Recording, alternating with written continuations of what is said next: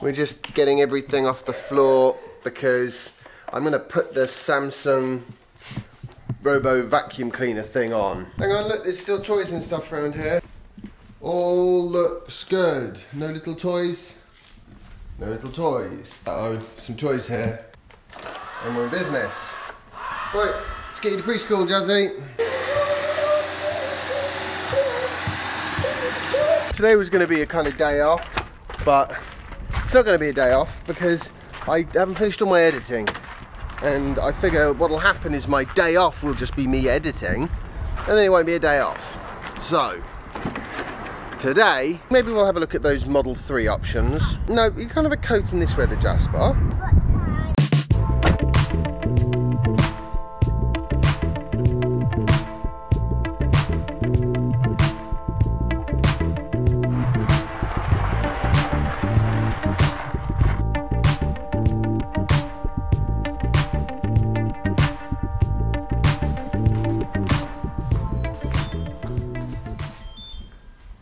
Yes, you've got stuck, haven't you? It does get stuck sometimes. Come on.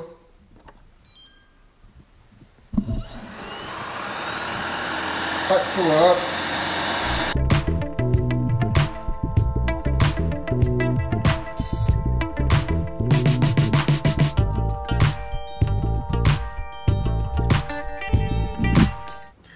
Well, it is later.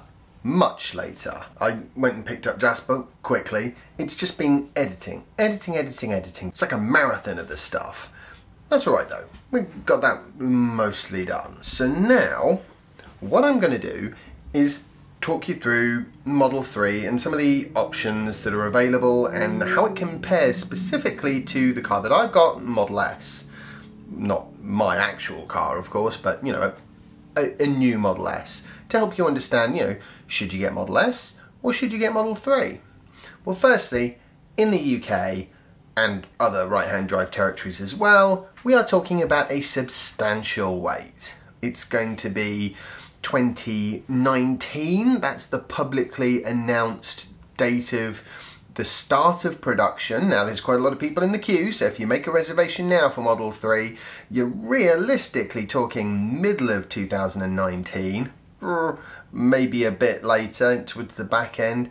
It's going to be a long time. Get a Model S, you get one out of inventory in a few days time, or you can custom order one and get one in a month or two. Clearly, if speed of delivery is important to you, get the Model S. Model S also seems to have quite a lot more options, things that I personally like quite a lot, like power lift gates. It also has a proper dash as opposed to just a center screen. I haven't sat in the Model 3 yet, so I don't know how that works. I would imagine it will be fine. Even from a sort of an ergonomic and driving point of view, I don't think it will be any kind of an issue not having a specific thing there. And also you've got acres of space to put something like a nav-D, a head-up display on there. Something you might want to consider if you really do want to have something in front of you. In terms of the range, obviously Model S wins it, 249 to 335 I think it is, and the Model 3 is more of a sort of 220 to 310 depending on which battery options you get. Also initially you won't get dual motors, there wouldn't be a performance option available. You can go for the premium package, which I probably would because it comes with things like fog lights and power folding mirrors, which every car should come with power folding mirrors if it's being sold in the UK. So Tesla, when you get round to making Model 3s in the UK, please add the power folding mirrors to the standard package.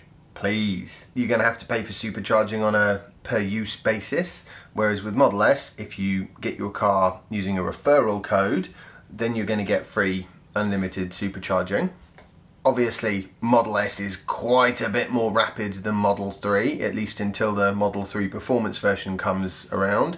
I would imagine it will still be a little bit faster, but probably not much. However, and this is the thing, right, when it comes to comparing Model S and Model 3, if you add the premium package and the larger battery and the as yet unpriced performance mode, then you are going to easily get up to the starter price for Model S easily. And don't forget, Model S is a more capable car generally in terms of it now comes with standard air suspension, much more useful from a hauling things point of view. It's got twice as much luggage capacity, and you can put 2 jump seats in the back if you have the lots of children problem. Luckily we don't have that issue just yet. You get most of the standard equipment you would expect in a car of this price.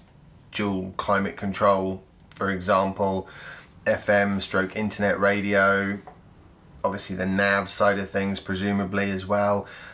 When it comes to autopilot and self-driving, when that eventually arrives, I don't think there's going to be anything between Model 3 and Model S. I think they're both going to have the same capabilities. Adding that into the price is going to make the cars more expensive. Both Model S and Model 3 are going to get more expensive. From a safety feature point of view, they'll be standard, so things like the emergency braking, as far as I understand it, that's going to work however you spec your car. The warranty situation works a little bit differently. You've got a 4-year, 50,000 mile bumper to bumper warranty, of course, and then you've got an 8-year, 100,000 mile limit on the standard battery size Model 3, and you get 120,000 miles on the larger battery Model 3. Now, I've got the Model S with the larger battery, so it came with an 8-year unlimited mile warranty, which is one of the things that makes me feel comfortable to do the kind of miles I do in this car. I'm on 77,000 miles now in just over 3 years. If you run that forwards to 8 years, you can see I'm going to very easily go way over 120,000. That is something that I would consider. You know, I'm trying to get the value out of my vehicle. I spent quite a lot of money on it, so I want to drive it a lot. I think I forgot to mention this, but at least as far as I know, from when I was at the Clubhouse event, I seem to remember them saying that they didn't think that a tow package was going to come for Model S anytime soon. I think that's a real shame. I think Model S is crying out for towing capability. I do totally understand, however, Tesla have got loads of other things on their plate at the moment, so. The total cost of your Model 3, all maxed out, about $59,500 before incentives. No idea what that's going to translate to in pounds, but I guess worse-ish case scenario is probably about £60,000. That is a huge amount of money. And that's not if you added in the performance option or dual motors, neither of which we know what they're going to do to the cost. So you really are up in Tesla Model S territory, and provided you don't need to have the smaller car, I would definitely say get a certified pre-owned Model S over a Model 3. You get it straight away, it'll come with better specs and probably better range as well. However, I think the thing with Model 3 is, and this is what everyone should really remember here, this is the first really sensible car, not just an EV, but car that is powered by batteries alone and is available for $35,000 and hopefully, fingers crossed, around £30,000 maybe. Either way, $35,000 and it's yours in like years and years time. One small note of caution as well, if you are in the UK and thinking about ordering Model 3, I would be a little bit cautious, because one of the problems you're going to have is if you're not going to get your car for 2 whole solid years of production in the US, there is a chance that you will get your car and 3 months later Elon Musk will turn around and go, look at this fantastic feature we've just added. For example, in my case, that was autopilot. By the time I bought my Model S, it came as a sort of the classic Model S, just converted to right-hand drive, and within 6 months there were dual motors and autopilot. So my car was, you know, reasonably new for minutes. But hey, that happens. It's still a great car, so, you know, clearly I've loved it. Had it 3 years, 77,000 miles.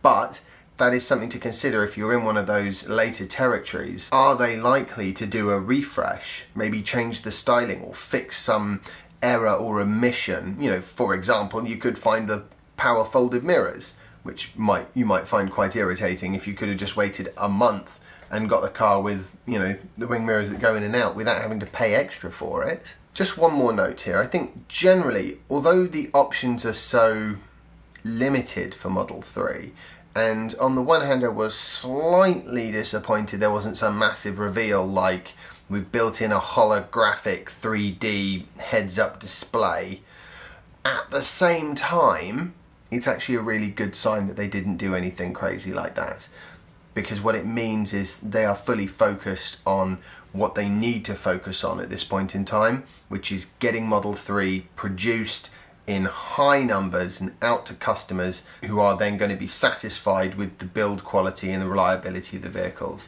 And then they can move on to right-hand drive, do the same thing there, and Tesla will have a very bright future. I'm going to say goodbye for the day. I hope you've enjoyed today's blog post. If you have, remember to like it, share it, and subscribe if you haven't already, and follow me on Instagram if you don't already, and I will see you tomorrow for the next installment of my daily vlog.